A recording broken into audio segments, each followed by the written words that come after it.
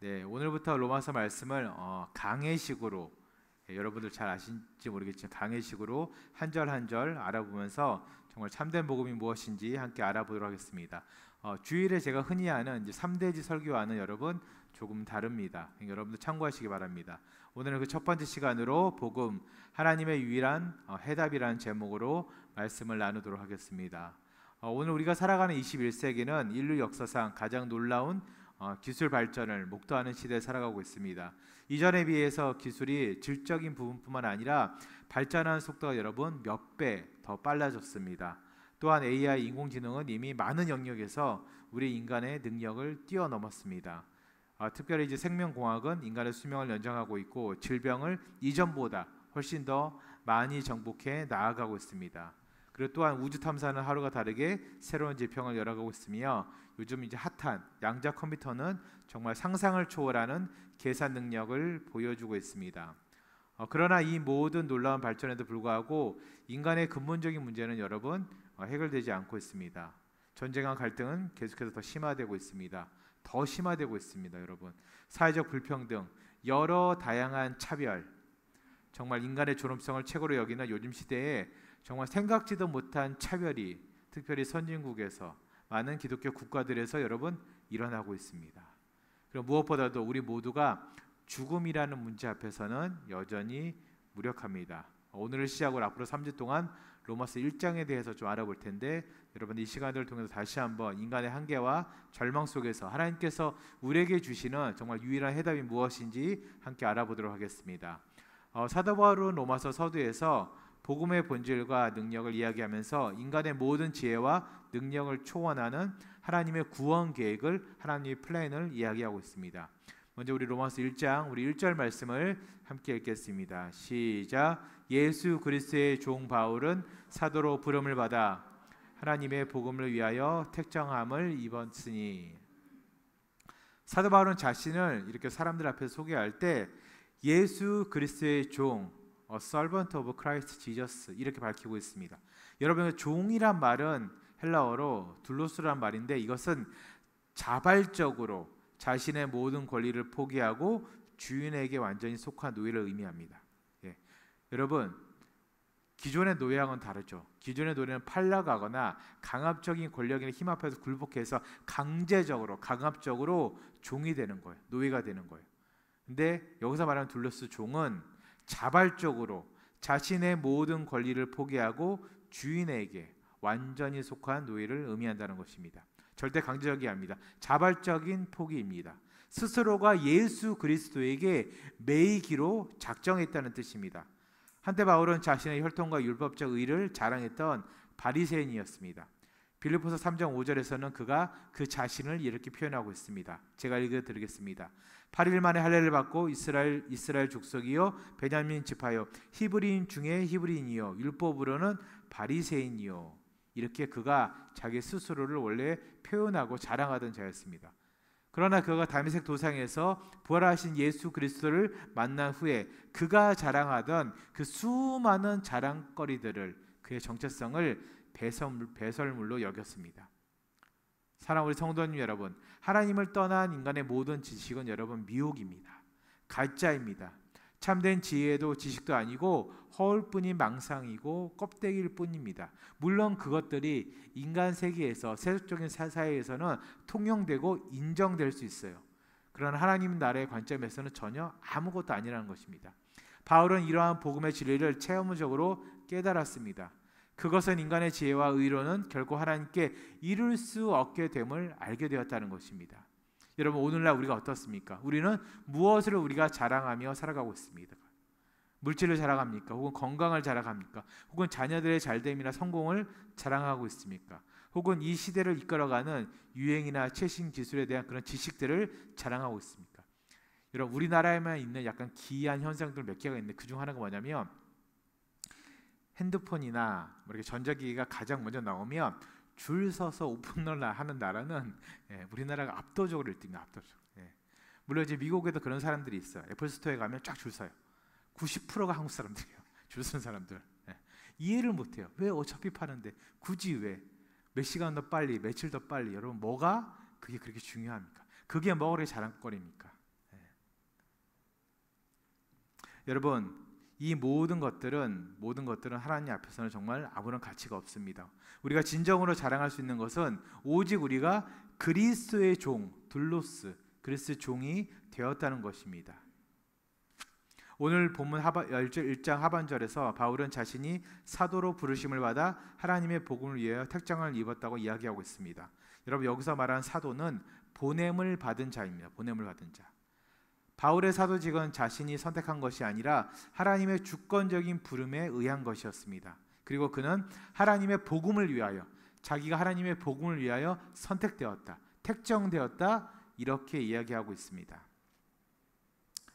여기서 택정하다, 선택하다 이런 말은 헬라어로 아포리조인데, 그것은 직설적으로 택정하다, 선택하다 이런 뜻보다는 구별하다, 분리되다 이런 뜻이 있습니다. 우리가 잘 알다시피 바울은 복음을 위하여 특별히 분리된 사람입니다. 그의 삶의 목적과 의미는 오직 복음 전파에만 있었습니다. 여러분, 우리의 삶은 다양하게 여러 이유들로 구분될 수 있습니다. 때로는 삶의 목표가 비슷한 사람들끼리 모입니다. 혹은 취미가 같은 사람들, 혹은 고향이 같은 사람들, 혹은 종교나 신앙으로 구분되기도 합니다. 그런데 우리는 철저하게 복음을 위하여 구별되어야 됩니다. 비슷한 조건이나 수준에서의 나누어짐은 여러분 분리입니다. 예를 들면 업무적으로 분리하고 문서를 어떤 카테고리에 맞게 분리하는 것, 이것은 바로 구분입니다. 구분. 그런데 그 중에서 뛰어난 것을 뽑아서 구분 짓는 것은 여러분 구별입니다. 구별.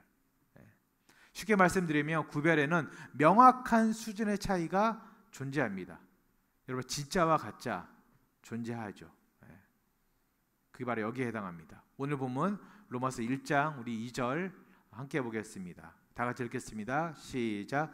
이 복음은 하나님이 선지자들을 통하여 그의 아들에 관하여 성경에 미리 약속하신 것이라. 아멘. 바울은 자신이 전하는 복음이 새로운 것이 아니라는 것을 분명하게 이야기하고 있습니다. 여러분, 이 복음은 이미 구약 시대의 선지자들을 통해서 이미 약속되어졌고 이미 계속해서 이야기되었던 말씀입니다.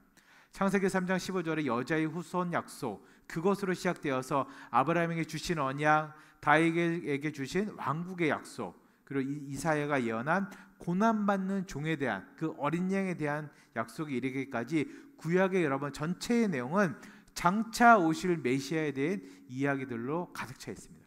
그래서 여러분, 구약을 다른 말로 예수 그리스도가 오실 예고편이라고 이야기하기도 합니다. 여러분, 이러한 점은 우리가 믿는 성경이, 그리고 또한 우리가 믿는 기독교가 이단과는 다른 점이라는 것입니다. 여러분, 해 아래는 새 것이 없습니다. 그러나 우리 인간들은 늘 새 것을 추구하고 좋아합니다. 여러분, 특히 이제 한국차도 마찬가지고 다른 여러 자동차들도 마찬가지지만, 이게 새 차가 나오잖아요. 대부분 어떻죠? 겉에만 바꿔요. 겉에만. 안에 그 메카닉적인 요소는 거의 동일한 경우가 대부분입니다. 여러분, 뭔가 새롭거나 같은 이야기라도 우리는 조금 꼬아서 하거나 그렇게 하면은 새로운 것이라고 또 착각하고 좋아합니다. 이단들은 이러한 인간의 마음을 이용해서 성경을 아주 교묘하게, 호기심 가득하게 왜곡합니다. 새로운 교리를 만들어냅니다. 이야기를 만들어냅니다. 그리고 성경을 잘못 이해한 기존의 목회자들이나 평신도 리더들도 마찬가지입니다. 그들은 성경을 읽고 또 읽고 묵상하고 또 묵상한 것을 건너뜁니다. 하나 사람들이 혹할 만한 새로운 것이 없나 찾고 또 찾습니다. 그래서 그 메인 포인트를 자주 잃어버려요. 어느 교회에서 있었던 일인데 몇 분의 집사님들이 자신이 존경하는 장로님이 인도하는 성경 공부에 아주 매료되어 있었어요. 여러분, 참고로 그 장로님은 신학교육을 정식으로 받은 분도 아니고 성경을 우리 교회 권사님들처럼 1년에 1독에서 많게는 4독, 5독 이렇게 꾸준히 읽는 분도 아니었어요. 그냥 출처가 불분명한 신학적 이게 블로그나 자유주의 신학에 심취해서 그쪽 책을 많이 읽는 분이었어요, 여러분. 근데 워낙에 이분이 언변이 뛰어나다 보니까 쉬운 말도 좀 어렵게 꼬아서 하다 보니까 되게 이렇게 얼핏 들으면 되게 그럴듯해 보여요. 뭔가 새로운 것 같아요. 내가 몰랐던 진리를 말씀하고 계시는구나, 이렇게 착각하기도 합니다. 그런데 이분에게 이러한 교리나 잘못된 복음을 이런 분들이나 우리가 또 잘못된 복음을 전하는 이단들에게 열광하는 이유가 딱 두 가지가 있습니다. 첫 번째는 뭐냐면 우리가 해 아래 새 것이 있다고 착각하기 때문에 그렇습니다. 여러분, 이단들이 말하는 복음을 들어보면 우리가 기존의 교회에서 듣던 복음이 아니에요, 여러분. 그리고 요즘은 이제 일반 신학교 나오고도 이상한 쪽으로 빠지는 목회자들이 많은데 들어보면 우리가 흔히 듣던 복음이 아니에요. 예.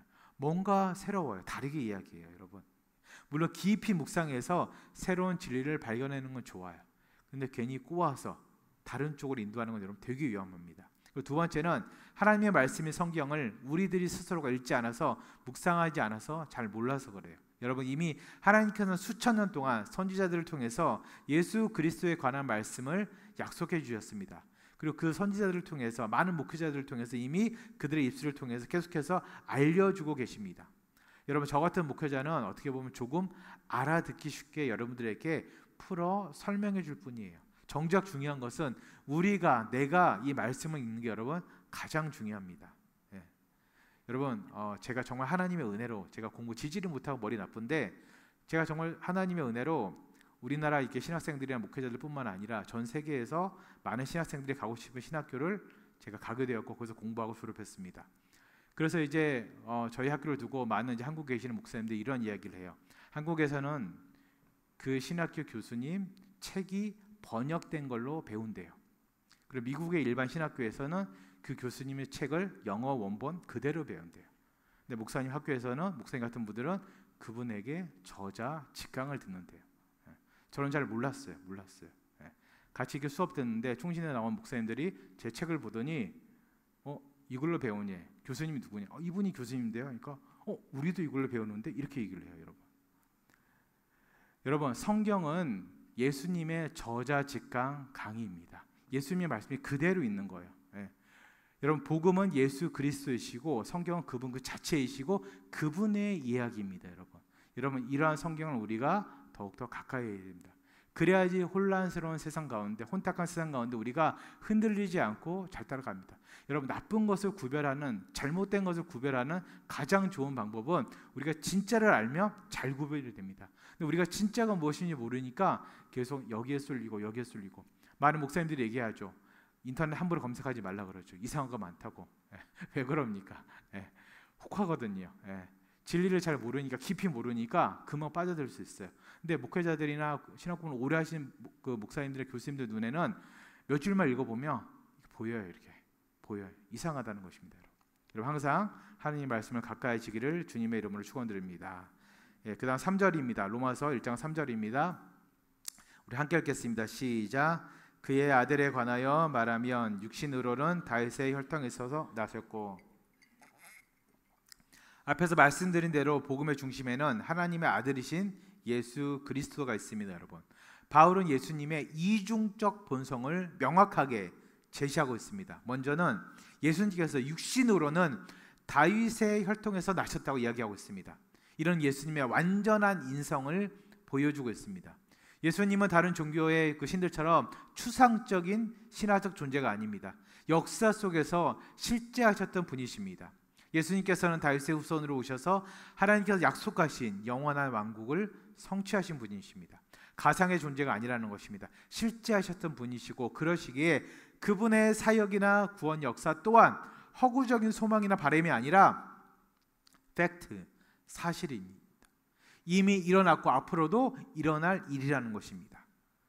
로마서 우리 1장 4절 함께 읽겠습니다. 시작. 성결의 영으로는 죽은 자들 가운데서 부활하사 능력으로 하나님의 아들로 선포되셨으니 곧 우리 주 예수 그리스도이시니라.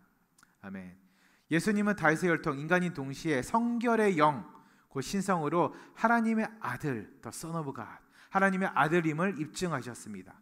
그리고 예수님께서 십자가에서 죽으신 이후 그 죽음을 이기신 부활 사건은 여러분 예수님의 신성을 결정적으로 입증하고 있습니다.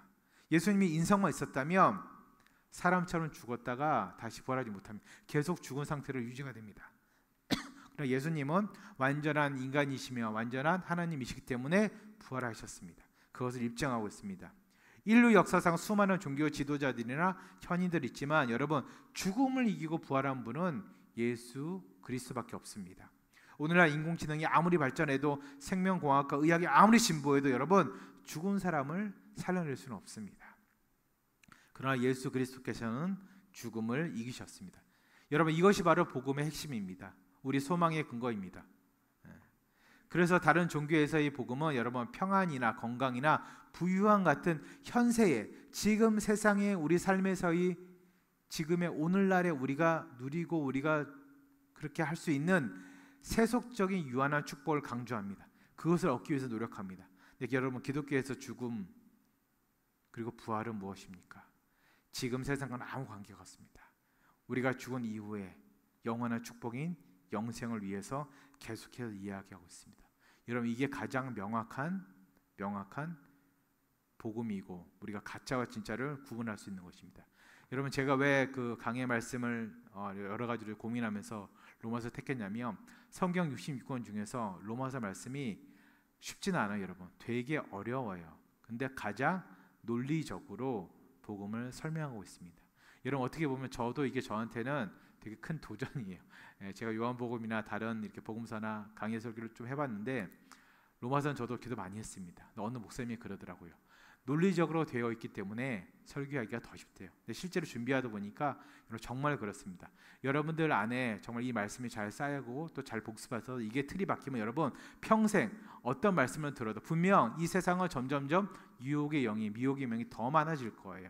여러분들이 잘 믿으면 믿을수록 여러분들을 하나님과 멀어지게 하고 교회와 멀어지게 하고 말씀과 멀어지게 하려고 막 끌어내릴 때 이 말씀이 여러분들 마음판에 새겨져 있으면 절대로 흔들리지 않을 줄 믿습니다.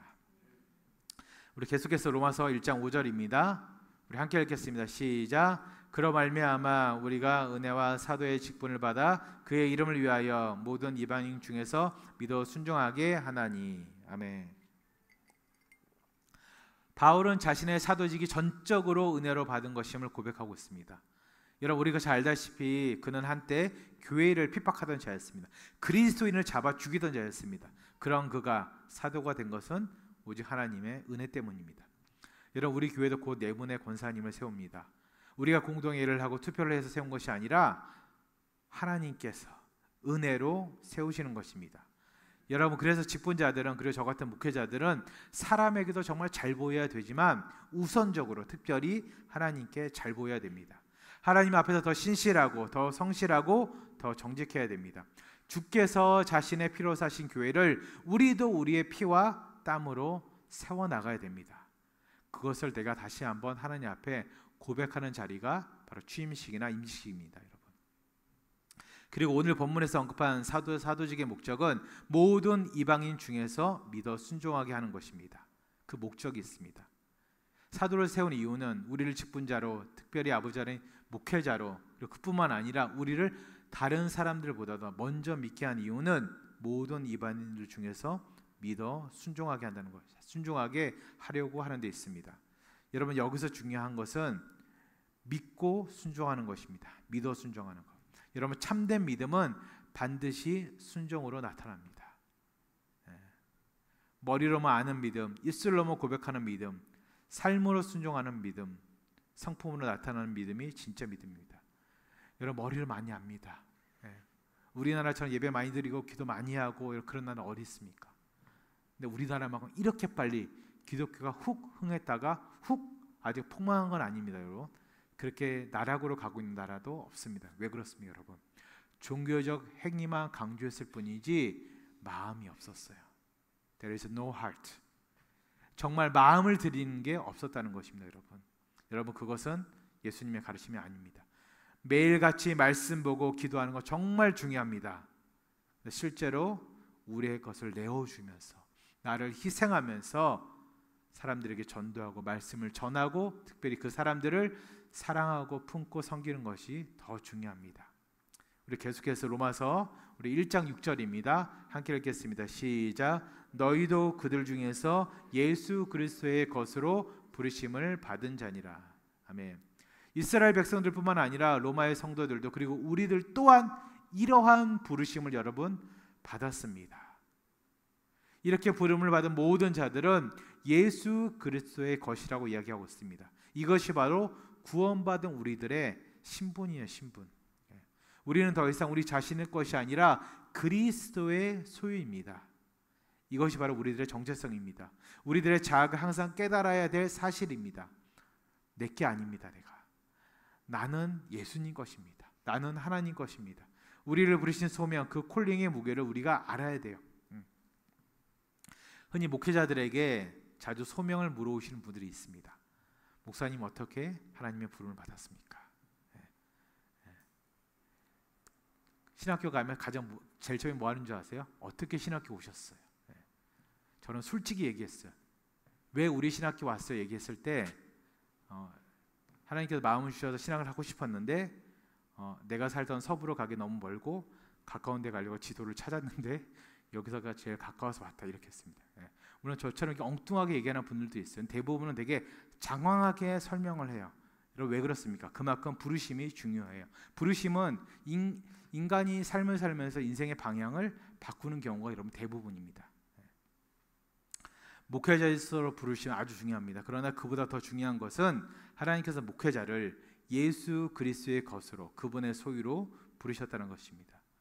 여러분들을 한 가정의 가장으로, 어머니로, 할머니로, 자녀로 여러 가지 부르심 아주 중요합니다. 거기에 충실해야 됩니다. 그리고 여러분들의 일터에서 다양한 직책으로 부르심 너무나 중요합니다. 거기에 최선을 다해야 됩니다. 그리고 주님의 피로 사신 교회에서 직분자로 부르신 부르심, 우리 권사님들, 안수 집사님들, 우리 다양한 또 직분자로 부르심 너무 중요합니다. 여러분, 그러나 이 모든 부르심보다도 더 중요한 게 뭐냐면, 더 강력한 부르심이 뭐냐면 하나님께서 나를, 우리 모두를 주님의 것으로 부르셨다는 것입니다. 저는 목사이기 전에 예수님 것입니다. 아멘. 여러분들 권사님이기 전에, 집사님이기 전에 예수님의 것입니다. 그렇게 부르셨다는 것입니다. 우리가 무언가를 소유하고 있다는 것은 우리가 소유한 무언가에 우리가 그것의 주인이라는 것입니다. 제가 이 핸드폰을 가지고 있습니다. 이 핸드폰을 소유하고 있습니다. 이 핸드폰의 주인이 누구입니까? 저예요, 저. 우리의 소유함이 하나님께 있다는 것은 우리의 주인이 하나님이시라는 것입니다. 여러분, 대한민국의 주권은 국민이 우리에게 있지만 우리 인생의 주권은 창조주 하나님께 있다는 뜻입니다. 그리고 이러한 하나님의 주권은 우리 인생의 모든 일과 연관성이 있습니다. 그 어느 하나의 사건도 예외 없이 하나님의 주권은 우리 인생의 모든 일에 연관성을 가지고 있습니다. 관련되어 있습니다. 하물며 그 일들이 우리를 힘들게 하는 고난과 고통이라 할지라도 하나님의 주권은 그 가운데서 여전히 관계성을 맺고 있습니다. 역사하고 있다는 뜻입니다. 그래서 그렇기 때문에 우리들의 고난이 고난에 머물러 있지 않고 더 나은 미래와 우리의 성숙을 위한 은혜의 발판이 되는 이유가 바로 여기 있습니다. 지금 나의 고난, 나의 억울함, 나의 비통함, 나의 답답함, 때로는 나의 아픔, 건강으로 힘드신 분들, 여러 가지 무기력으로 힘드신 분들, 이 모든 것 누구와 관계 있습니까? 하나님의 주권과 관계 있어요. 하나님께서 친히 허락하셨고 내 인생에 필요하기 때문에 허락하신 거예요. 주일 설교에 있는 건데 이 모든 것이 나의 고통 또한 하나님의 구원 역사의 일부, the part of it, 일부라는 뜻입니다. 하나님의 구원 역사를 이루기 위해서 나의 고난도, 나의 인생의 아픔도, 지금의 나의 시련도, 때로는 비통함도, 억울함도, 무기력함도 필요하기 때문에 하나님께서 허락하셨다는 것입니다. 여러분, 마음의 괴로움과 어려움, 그리고 다양한 아픔과 슬픔, 표면적인 고통이요 고난이지만 그러나 그것조차도 하나님의 주권 아래 있기에, 그것조차도 여러분 누구 겁니까? 내게 아니라 하나님의 것이기 때문에 우리들의 고난과 고통은 차원이 다른 성경에서 늘 이야기한 축복의 통로가 되는 것입니다. 다음은 이제 오늘 본문 마지막 구절입니다. 로마서 1장 7절 우리 함께 읽겠습니다. 시작. 로마에 있어 하나님의 사랑하심을 받는 자, 곧 성도로 부르심을 받은 모든 자에게 하나님 우리 아버지와 주 예수 그리스도로부터 은혜와 평강이 있기를 원하노라. 아멘. 여러분, 사도 바울은 로마 교회 성도들을 하나님의 사랑하심을 받은 자 이렇게 부르고 있습니다. 우리가 구원받은 것은 우리의 공로 때문이 아니라 절대적으로 하나님의 사랑에 있기 때문에 그들은 그렇게, 사도 바울은 로마의 성도들을 그렇게 표현했습니다.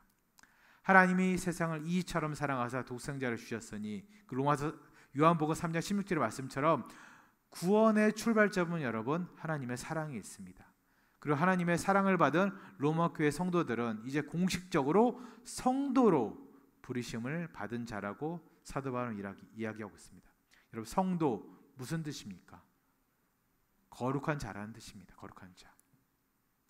이는 도덕적으로 완전함을 의미하는 것이 아니라 하나님으로 하여금 구별되어서 거룩한 목적을 위해 부르심을 받았다는 뜻입니다. 저는 이제 저희 모교회 교회 이름이 성도교회라서 성도 되게 익숙한데 여러분 이게 되게 귀한 말이에요. 제가 어떤 이제 목회자가 잠깐 우리 교회 출석한 적이 있습니다. 그분에게 제가 물었어요. 목회자 직분을 불러드릴까요? 어떻게 할까요? 자기는 성도가 좋대요. 옆에서 어떤 분이 그래요. 그냥 이게 직분 부르면 안 되냐 그러니까 그분이 그래요. 성도가 얼마나 좋은 건데, 귀한 건데, 얼마나 고귀한 건데 그렇게 말씀하시더라고요. 여러분 진짜 그래요. 예전에 제가 아는 목사님이 그렇게 젊은 날에 미리 유언을 남기셨어요. 죽으면 자기를 목사 아무개가 아니라 성도 아무개에 써달라고 하더라고요. 저도 그래줬으면 좋겠어요. 솔직히 목사 이광은 되게 부담스러워요. 내가 목사의 신분으로 하나님 나라 가는 거 아니잖아요. 성도의 신분으로 구별되어서 하나님으로 하여금 구별되어서 거룩한 목적을 위해서 쓰임받다가 간다는 뜻이에요. 여러분 정말 좋은 뜻입니다.